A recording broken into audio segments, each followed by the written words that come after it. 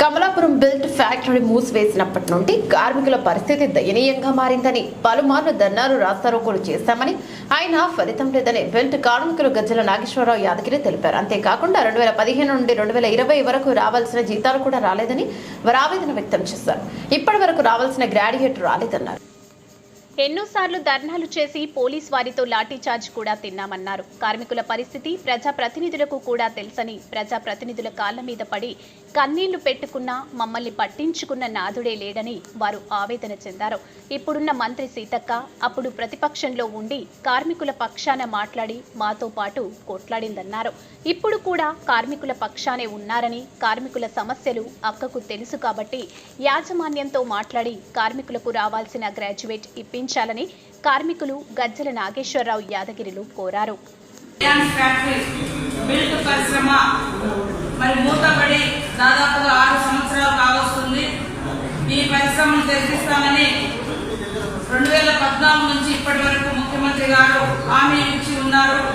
మరి ఇప్పటి వరకు కూడా ఓపెన్ చేసే సందర్భంలో ప్రభుత్వ ముఖ్య కార్యదర్శి సిఎస్ జోషి గారిని కలిసి కార్మిక సంఘాల నేతలతో విన్నపం చేయడం జరిగింది.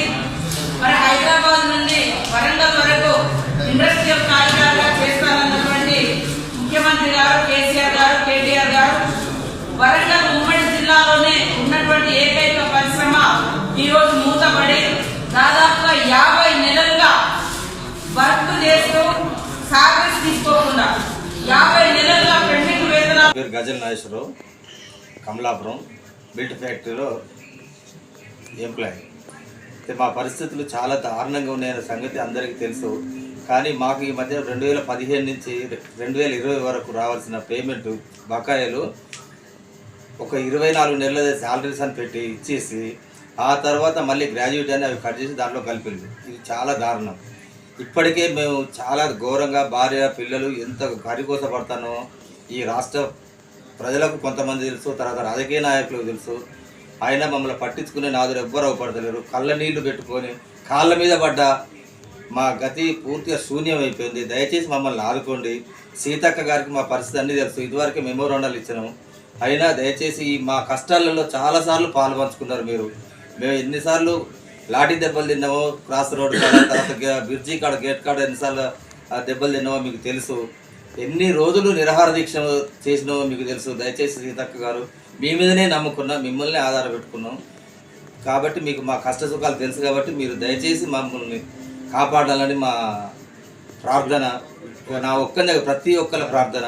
మా కన్నీటి వేదన మీరు తీర్చాలి అని మేము కోరుకుంటున్నాం.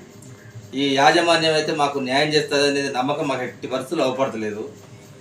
ఎవరో వస్తారు ఏదో చేస్తారని అనుకున్నాం. కానీ ఇంతకుముందు మోహన్ రావు గారు, కాంట్రాక్ట్ మోహన్ రావు గారు చాలా హామీలు ఇచ్చిండు.